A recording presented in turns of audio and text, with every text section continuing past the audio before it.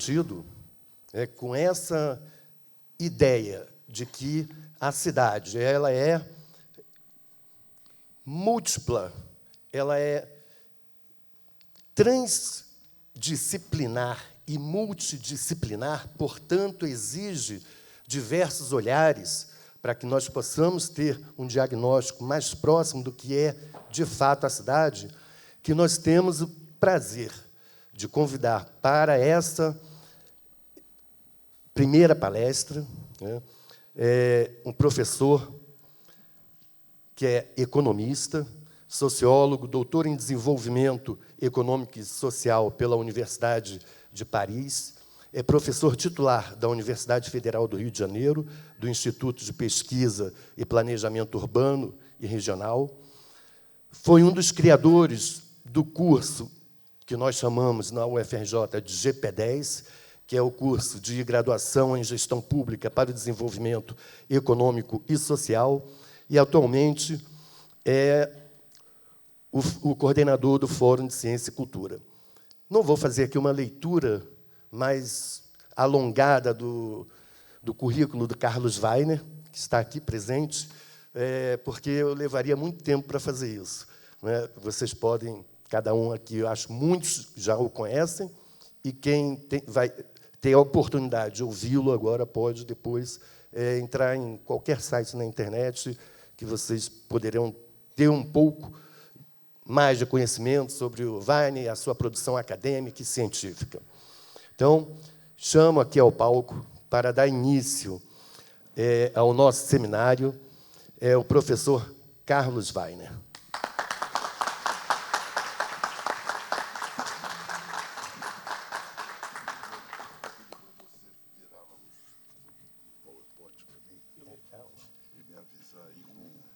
Você vira?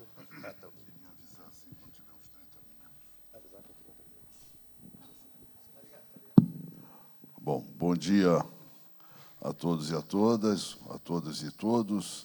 Agradeço enormemente o convite da BEA, é uma honra enorme, ainda mais que, como vocês já perceberam pelo anúncio do Jefferson, eu não sou um arquiteto, então eu fico sempre meio temeroso, ao mesmo tempo desafiado a esse diálogo, que, para mim, é muito enriquecedor, mas também um pouco atemorizante, porque eu, desde criancinha, sempre admirei quem conseguia chegar numa folha de papel e botar alguma coisa ali que fizesse sentido. Eu nunca tive essa habilidade.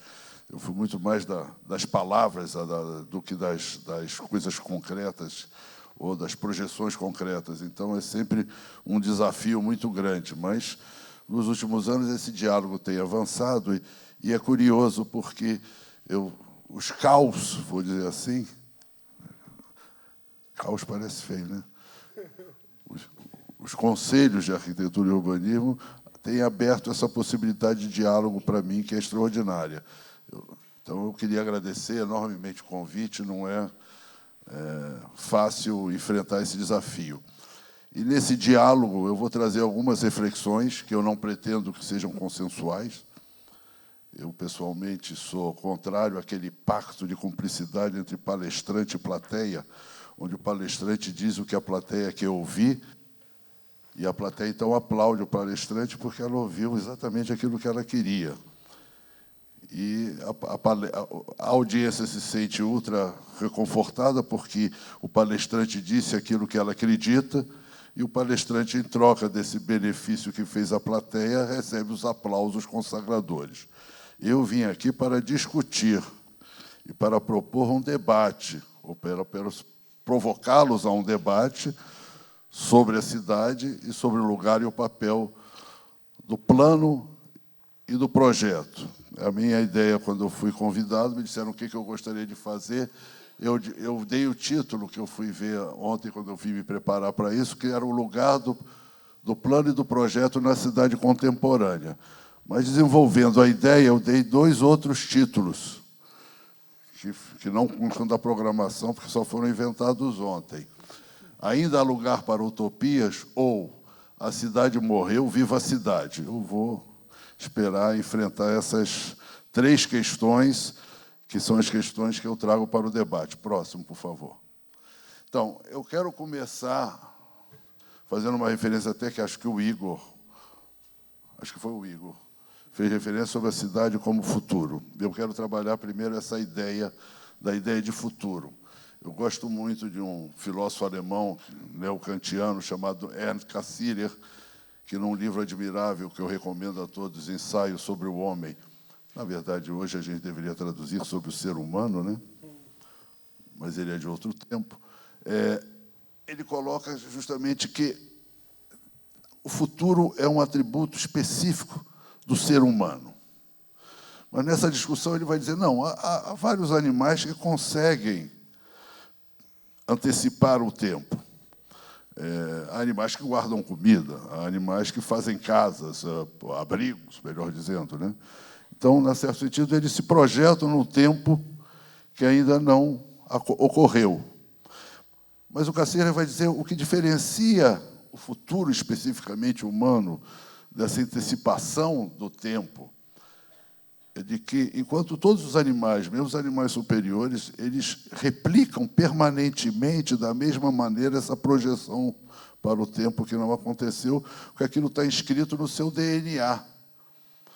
Enquanto que o ser humano é aquele e único, exclusivo ser que é capaz de imaginar um futuro diferente do presente, imaginar algo que ainda não está posto na sua experiência anterior e presente, e, portanto, gerar ideais, ou seja, ideias sobre algo que não existe.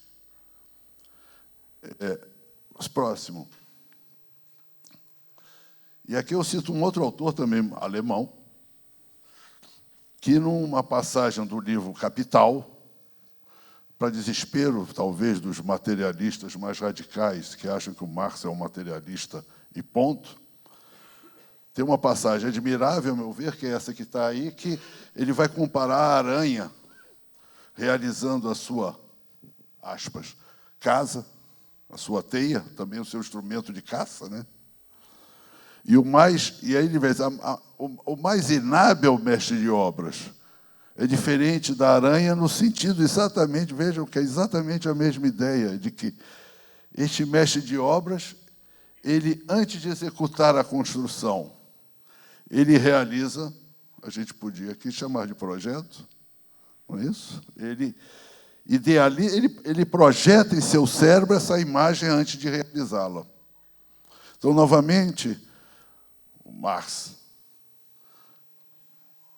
mostra a precedência da ideia sobre a prática executiva da casa.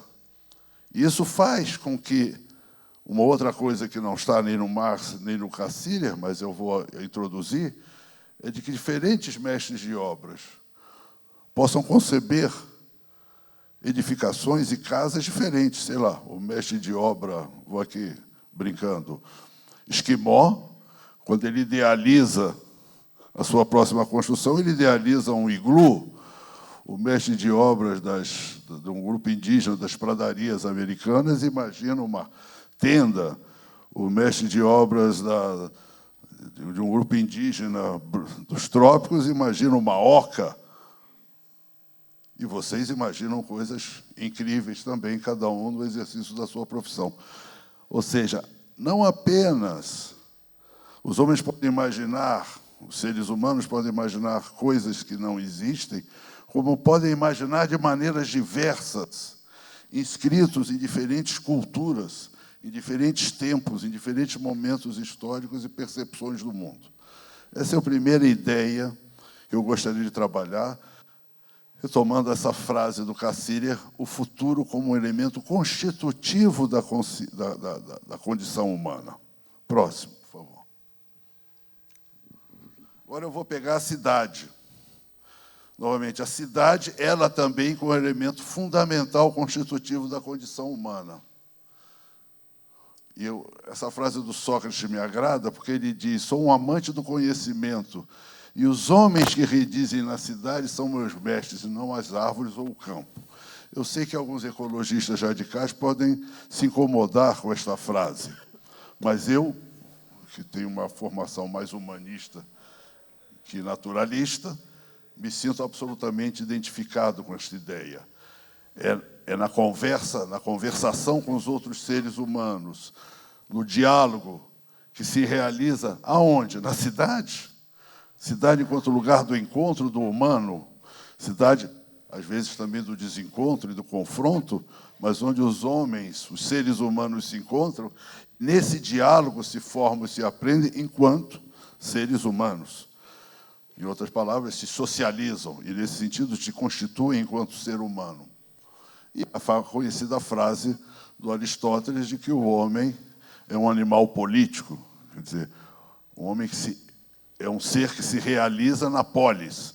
Portanto, novamente, no encontro com os outros, não se realiza sozinho, se realiza, e, portanto, a cidade aparece como uma condição humana. Como constitutiva, ela também. Eu queria trabalhar essas duas ideias, então. O futuro como elemento fundamental da condição humana e a cidade como elemento fundamental da condição humana, obra humana por excelência. Se tem coisas que não poderiam existir se não existisse o homem, uma delas é a cidade. Para usar o Sócrates, as pedras e as árvores poderiam estar lá. A cidade não. A cidade é obra humana. Próximo. Não é casual, portanto, que haja esse casamento de futuros, ou de condições humanas, quer dizer, a projeção do futuro na história do pensamento moderno, mas também antes, desde o pensamento clássico, a República, e Platão, etc. Quando se pensa um mundo que ainda não existia, que não existe, mas que deveria...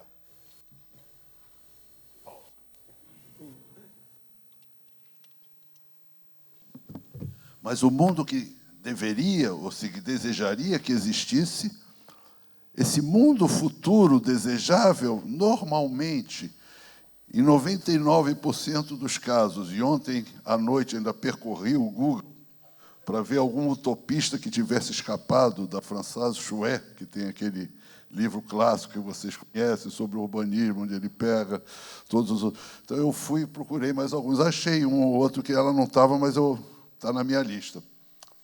E a cidade é pensada... Quer dizer, esse futuro idealizado, ele é sempre pensado sobre uma forma urbana. Aqui eu peguei o primeiro, o Tomás Moro, de 1516, a utopia, a ilha dele, e um plano de cidade. Próximo. Aqui eu vou rápido, só para ilustrar. Tommaso Campanella, Cidade do Sol. Um plano de cidade. Próximo. A Nova Atlântica, do Francis Bacon. Plano de cidade. Próximo. Notícias de Nenhum Lugar, do William Morris, um socialista fabiano do século passado, num livro maravilhoso chamado Notícias de Nenhum Lugar. Novamente, nenhum lugar seria Utopos, né? O lugar que não existe. É uma cidade. Próximo. Alguns outros, Igeia, do Richardson, que é um higienista, talvez, um dos primeiros e principais, que vai pensar Igeia seria a cidade saudável. Novamente, essa cidade ideal, né, a crítica daquela cidade industrial poluída, promíscua, doente e produtora de doenças, né? O higienismo aparece muito cedo, no século XIX, como uma grande solução, né? E talvez os primeiros urbanistas, no sentido mais pleno da palavra, tenham sido os higienistas. O Richardson, o Cabet, que fez a Icária, o Godin, que fez o Família Estéreo, e o H.G. Wells, que fez a Moderna Utopia, todos esses, e a gente poderia fazer uma pesquisa mais longa e próximo. Eu acho que aqui, não, a minha ainda tem. O Fourier, um socialista utópico, assim classificado pelo Engels, né, que pensou o falanstério. Eu descobri ontem que houve uma tentativa de montar um falanstério no Rio de Janeiro por alguns franceses, que chegou um grupo num navio e foram recebidos até pelo imperador, depois fracassou. Mas, enfim, isso nos enobrece também. Próximo. E aí, já chegando mais perto de nós e da nossa cultura arquitetônica e projetual e urbanística, eu não vou pegar todos. Eu só vou parar aqui no Ebenezer Hauer, porque ele é um marco, novamente, de um ideário, no caso dele, de outros reformadores urbanos, que eram também reformadores sociais, preocupados com a degradação da classe operária na grande cidade industrial europeia, na Inglaterra em particular, mas também em outras grandes cidades, na Inglaterra em particular, mas também em grandes outras cidades europeias, que querem pensar um lugar saudável,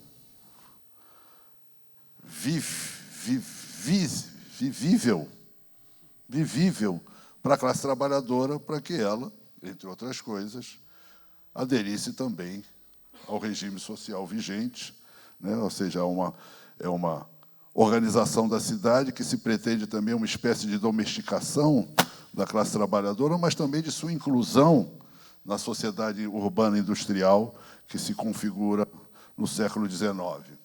Aí também, eu não vou entrar nos detalhes do plano do Ebenezer Hauer, só dar um desenho. Próximo.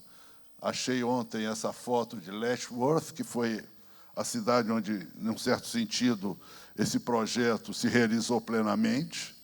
É também uma grande operação imobiliária, né? Tem um sentido comercial. O Ebenezer Hauer não era arquiteto de formação, mas tinha um certo senso de negócios. Isso daqui é uma operação urbana imobiliária também. Bom, próximo.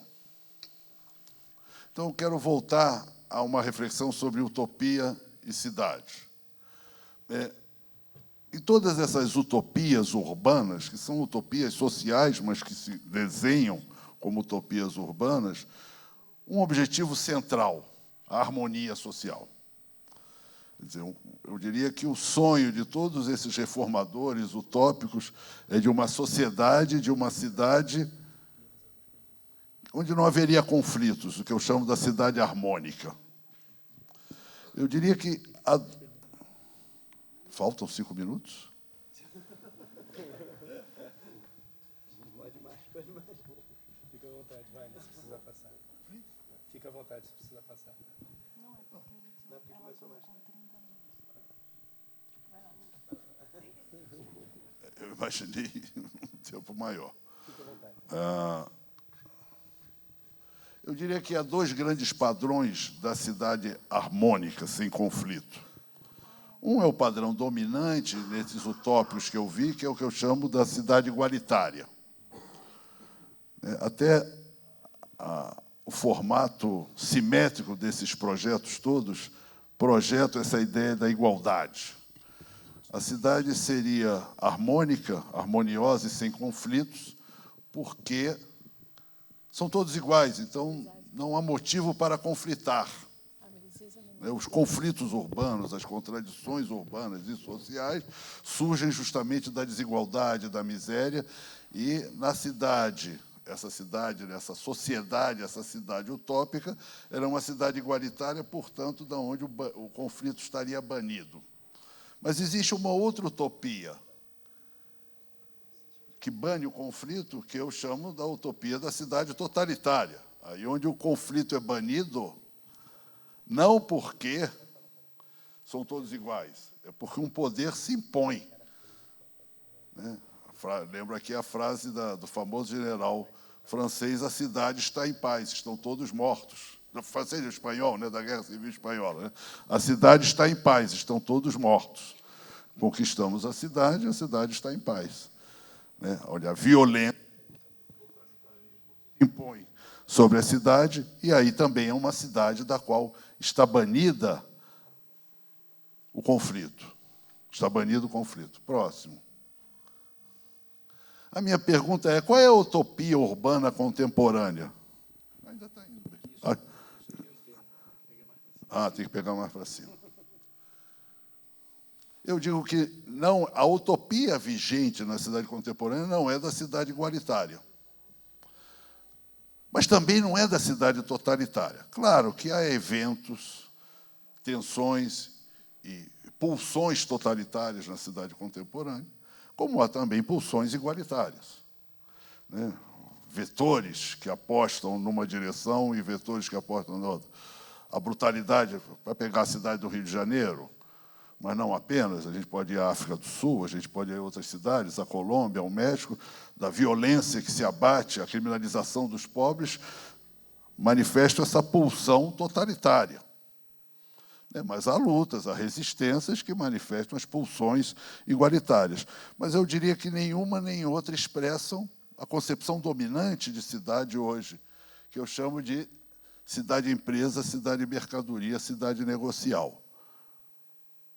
É pensar a cidade como uma empresa que compete num mercado mundial de empresas ou num mercado regional, que compete num mercado mundial de cidades ou num mercado regional de cidades, né?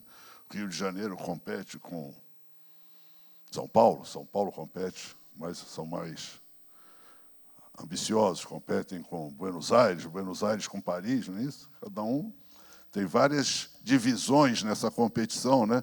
Petrolina com Juazeiro, não é isso? Recife com Salvador, e por aí vai. Tem várias divisões, mas o conceito é o mesmo, é que a cidade deve ser pensada como uma empresa que compete no mercado de cidades, que pode ser de várias divisões, e que, nesse sentido, a sua dinâmica, o seu desenvolvimento depende de sua competitividade. Essa é a palavra-chave. Eu fui no documento da agência Habitat e a palavra competitividade comparece abundantemente no último documento da agência Habitat, saído de Equador, que é considerado por muitos um grande avanço e, por mim, é mais do mesmo. Blá, blá, blá de um lado e compromisso com a competitividade do outro. Essa é a minha concepção. Então, veja bem, como é que o conflito é resolvido aí? E aí, isso é característico da cidade contemporânea. Esclareço, entre aspas e entre parênteses, a cidade pós-moderna. Essa não é a verdade da cidade dos modernistas dos anos 30, 40 e, sobretudo, do pós-guerra. É a cidade que emerge da crise do Estado keynesiano, da crise do Estado do bem-estar e do grande ataque que foi feito pelo pensamento neoliberal a partir da metade dos anos 80, nascendo na Inglaterra com a Thatcher e nos Estados Unidos com Reagan, de que a intervenção do Estado é funesta para o conjunto do funcionamento da sociedade, e isso vai ter um rebatimento na cidade, que a intervenção do Estado na cidade é ruim e que a cidade será tanto mais competitiva quanto menos regras, menos normas, menos planos houver, maior flexibilidade dos negócios. A cidade competitiva tem que abdicar dessa ação coletiva que se faz em nome, nem sempre em nome quer dizer de fato, mas em nome de um interesse público geral, e ser substituída por uma cidade que responde às necessidades do mercado. Próximo. Se a cidade é uma empresa, diz o Banco Mundial, e eu concordo, se ela é uma empresa, quem deve dirigi-la? Quem entende de negócios. Se a cidade é um negócio, entreguemos aos homens de negócio. Nós sabemos que Nova York realizou isso de maneira literal, quando foi dirigida pelo Bloomberg, né? Então, a gente podia dizer que o Rio de Janeiro também está sendo dirigida por um empresário de sucesso, não é isso? Próximo. Próximo, por favor. Próximo. Próximo. Não foi? Nesse regime de cidade que eu estou chamando, um elemento central, e essa é uma das palavras de ordem hoje, é a flexibilização. Por isso, o plano diretor é visto como um diabo, porque ele estabelece regras. normas gerais, universais. Sei lá, o zoneamento aqui não pode construir mais de 12 andares, aqui não pode ter não sei o quê, aqui pode fazer isso. Bom, mas aí aquele shopping viu um terreno ali e quer fazer ali. Não pode. Isso atrapalha os negócios, né? A cidade perde competitividade, perde capacidade de atração de negócios. O que eles chamam, perde a expressão que está na moda também, as janelas de oportunidades. Em inglês é mais bonito, windows of opportunities, né? Perdemos as windows of opportunities. E, portanto, é necessário um urbanismo flexível também. Ou seja, que possa ir além ou aquém, ou ao lado, ou à margem da regra geral. Aqui está o Asher, um urbanista, definindo exatamente isso. Quer dizer, é um urbanismo que eu chamo de urbanismo ad hoc. Ele chama de urbanismo ad hoc. Pode? Não pode? Bom, aqui vai poder. Aqui vamos fazer, né? Isso daí a gente vai ver como é que isso acontece no Brasil. Então, a regra passa a ser a exceção. Você pega o plano diretor de São Paulo, e aí não vai nenhuma preferência partidária, feita no governo do Haddad, e mais de 50% da cidade de São Paulo está em áreas de operações urbanas. Quais são as áreas de operações urbanas? Próximo. Não, então, a exceção é isso, quer dizer, a lei que autoriza algo que não é legal. Eu aqui faço referência a um pensador italiano, Giorgio Agamben, que tem um extraordinário livro chamado Estado de Exceção. Então, ele vai definir que esse Estado contemporâneo hoje é um Estado de exceção.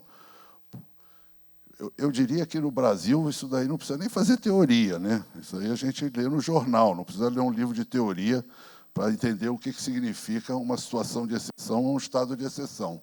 Mas é essa coisa que tem forma legal, aquilo que, em princípio, não poderia estar na lei, mas que tem forma legal. Próximo.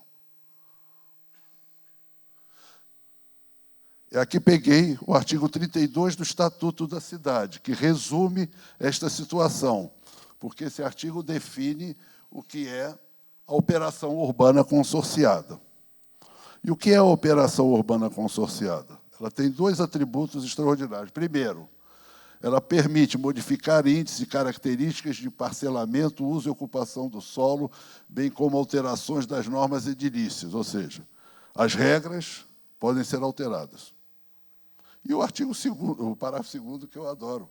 A regularização de construções, reformas ou aplicações executadas em desacordo com a legislação vigente, ou seja, o Estatuto da Cidade permite você fazer na frente coisas que não pode e legalizar coisas feitas no passado que não podia. É isso que é.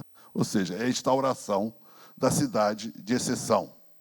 Isso está na nossa legislação. Próximo. Então, eu digo que a gente vive numa cidade de exceção como um novo regime urbano. E qual é a forma particular através da qual ela se realiza? Nós temos uma cidade legal, os mecanismos legais parecem funcionar e operam, mas por baixo, ao lado, entremeado nesse conjunto de mecanismos legais, opera a cidade de exceção, o regime da cidade de exceção. A exceção como norma, a ilegalidade legalizada. A lei torna-se passível de desrespeito legal. E parcelas crescentes de funções públicas de Estado são transferidas a agências livres. Quem são essas agências? Eu vou citar a última, estou preparando alguma coisa sobre ela, que é a agência Porto Novo, que privatizou uma enorme gleba no centro da cidade do Rio de Janeiro, numa grande operação fracassada que desvenda, eu acho, o fracasso dessa cidade. Mas vamos a seguir. Próximo. Não é o meu tema, Porto Novo. Isso se realiza através das chamadas PPP, as parcerias público-privadas. O caso do Porto Novo é ótimo, né? A Odebrecht deu de presente para a prefeitura um projeto. Esse projeto, trocaram as logos, foi usado numa licitação. E na licitação tinha apenas um concorrente. a Odebrecht. Né? É o que eu chamo de democracia direta do capital. Quer dizer, na regra da exceção, os meus amigos dizem, democracia direta, vai, né? É uma coisa que a gente sempre sonhou, não estragam a expressão, mas eu não tenho outro nome para que não seja democracia direta do capital para chamar essas operações que passam à margem da lei, sob forma legal, que são discutidas nos corredores. Eu não estou falando aqui, poderia falar, de corrupção. Eu não quero entrar no tema da corrupção, eu quero entrar no tema da essência do modelo. Se esse modelo não houvesse um tostão de corrupção, ele ainda assim seria isto que eu estou pretendendo entender como o regime urbano contemporâneo, da cidade de exceção e da democracia direta do capital. Próximo. Utopias em confronto. A cidade competitiva versus a cidade do bem viver. Eu podia recorrer, pensei em usar o Lefebvre, a cidade do valor de troca e a cidade do valor de uso. A cidade empreendedora e a cidade justa. São várias ideias que percorrem o debate urbano. A cidade smart, né? Esperta, dito inteligente, que está na moda, e a cidade sábia, que é uma coisa completamente diferente da cidade esperta. A cidade do espetáculo, a cidade da festa, e cada um de nós poderia acrescentar várias antinomias que poderiam fundar diferentes e combinadas utopias urbanas e utopias sociais. Próximo. Aqui eu quero voltar, então, para caminhar para a conclusão, retomar essa ideia de utopia, porque aqueles que falam em utopia são chamados à ordem. Meu filho, seja realista. A cidade é a cidade do mercado, submeta-se ao mercado. E aí nós começamos a chegar também ao lugar do planejador e do arquiteto e do urbanista diante da cidade contemporânea. Realismo ou utopia? Né? Como é que nos comportamos diante disso? O que projetamos? Como nos comportamos diante dessa cidade que exige de nós um permanente realismo, que exige de nós que nos comportemos como aranhas, ou seja, que façamos as teias que já estão feitas, que não pensemos em outras formas de construir e viver cidade. Próximo. Então, o que o Cassirer nos diz é de que a utopia é importante, não necessariamente porque ela se realiza plenamente. Eu projetei uma utopia, não, é porque ela permanentemente move o mundo, porque ela permanentemente dá uma ponta, uma plataforma crítica a partir do qual o mundo presente pode ser visto e pensado como possível de alternativas. Então, a utopia é fundamental não porque ela vai se realizar, mas que ela move o presente, ela pode mover o presente. Próximo. Então, a grande missão da utopia é abrir passagem para o possível, no sentido de opor-se a uma aquiescência passiva do estado presente das coisas.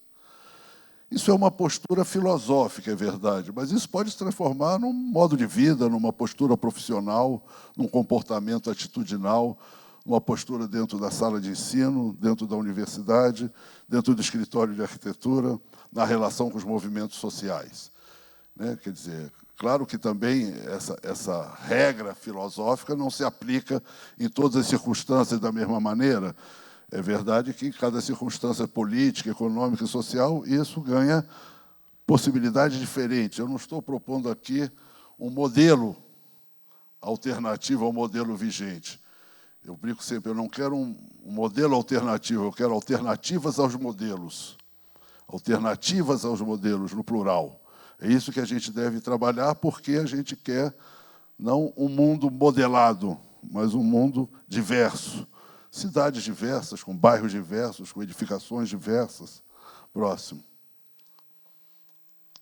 Então, o canto da sereia do realismo é a realidade da ditadura do mercado. O mercado que aprofunda a desigualdade, segrega, rompe com o tecido social e destrói a urbanidade. Próximo.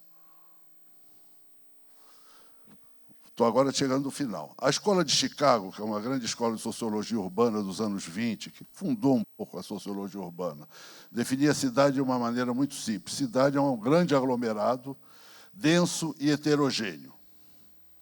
Eu olho para a minha cidade hoje, e eu não estou falando só do Rio de Janeiro, eu olho para a cidade contemporânea hoje, o que eu vejo? A destruição da densidade, as cidades se espalham, se estendem no Brasil, então isso é brutal. Então elas se tornam cada vez mais densas, menos densas. Ao se tornar menos densas, o tecido social se dilui, a densidade desaparece, portanto, o contato próximo com o heterogêneo desaparece. Nós temos cada vez mais os guetos, os condomínios de um lado, os guetos dos pobres de outros, o espaço social que era constitutivo do urbano, que é da convivência do heterogêneo, vai sendo destruído por um processo que eu chamo de urbanicídio. Se isso é o urbano, o denso heterogêneo é o urbano, a destruição da densidade e da heterogeneidade é crime de urbanicídio. Eu acuso todos os prefeitos recentes da cidade do Rio de Janeiro de urbanicidas. Eu sei que essa é uma figura jurídica que ainda não existe, mas eu tenho certeza que o Superior Tribunal Federal não teria dificuldades em enquadrá-lo, isso em algum dispositivo legal. Então, o urbanicídio gera densidades seletivas por classe, por raça, segregações, vigilâncias, o fim da cidade, do urbano, como lugar do encontro do diverso. Próximo. Próximo, vou passar porque senão a moça vai apresentar para mim mais um cartão e eu vou ficar nervoso. Aqui, apenas, não é uma demonstração, não tomem isso como uma demonstração, é uma ilustração do que eu estou dizendo, é o Minha Casa Minha Vida no Rio de Janeiro. Minha Casa Minha Vida no Rio de Janeiro. Esses são os projetos, a bolinha azul mais clara são as famílias de 6 a 10 salários mínimos, as médias 3 a 6, as mais escuras 0 a 3. Eu desafio alguém a provar que é aleatória a distribuição no território das famílias por faixa de renda. É evidente que a gente percebe as famílias mais pobres sendo empurradas para as áreas mais distantes. Essa área marrom aqui, a P4 e a P2, é onde está o mercado de trabalho. Essas pessoas mais pobres estão cada vez mais sendo expulsas do tecido urbano. Próximo. Aqui é o movimento de remoção, de deslocamento. Próximo. Isso aí é para onde eles vão. Eu sei que eu vou fazer uma provocação com os arquitetos. Certamente isso daqui não faz jus à criatividade da arquitetura brasileira, certo? Seria difícil chamar isso de cidade, certo? Isso aí foi tirado de um site de propaganda do Minha Casa Minha Vida. Próximo. Parece. Isso daqui é a Vila Kennedy, Vila Bangu, sob a ditadura militar nos anos 70. Agora, efeito visual, volta. Sobe, vai, volta. É a mesma coisa, só que a mais nova é colorida, certo? É disso que a gente está falando. Próximo. E aqui, também numa revista progressista, saiu essa propaganda da Petrobras, que eu acho que é um hino à ecologia social. Vocês vejam que, felizmente, todos os nossos morros não tem mais nenhuma favela. A gente sabe por quê, né? Porque elas estão indo. E a ecologia está instalada na cidade. Isso é uma utopia carioca. Uma utopia carioca dessa cidade contemporânea. Certamente não é a minha nem a de vocês, mas é uma utopia que vige e disputa o controle da nossa cidade. Próximo. Só que existem as anti-utopias, os movimentos, os Occupy. Eu não vou, o tempo está acabando, eu não quero só deixar uma mensagem de desesperança. Eu quero dizer que há resistências, há lutas. Não vou falar sobre isso, mas quero só lembrar a vocês que não estamos sozinhos. Ela está sendo generosa, está dando pequenas prorrogações para mim. Próximo. Então, as lutas urbanas indicam a possibilidade da criação de novos espaços públicos, de novos lugares de encontro, de novos lugares de festa.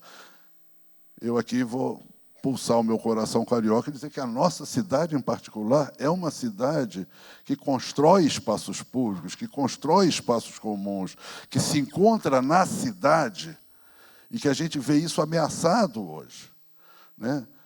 Duramente ameaçado. E, portanto, a nossa cidade tem muito a resgatar da sua tradição para construir uma utopia urbana diferente daquela que nos querem impor. E eu quero voltar a esse termo do urbanicídio, porque é um paradoxo, porque a cidade moderna nasce com a burguesia e com o capitalismo. Quer dizer, num certo sentido, nunca na história tanta gente foi juntada, gente diversa, né? Vinda de vários lugares, se encontram no mesmo lugar. Né? Nunca o urbano foi tão marcante da forma de existência humana, senão no capitalismo. E é esse mesmo capitalismo, essa mesma burguesia, que tem no seu DNA a urbanidade, que está matando a cidade. Isso significa que, na minha visão, nós temos pouco a esperar dessas elites.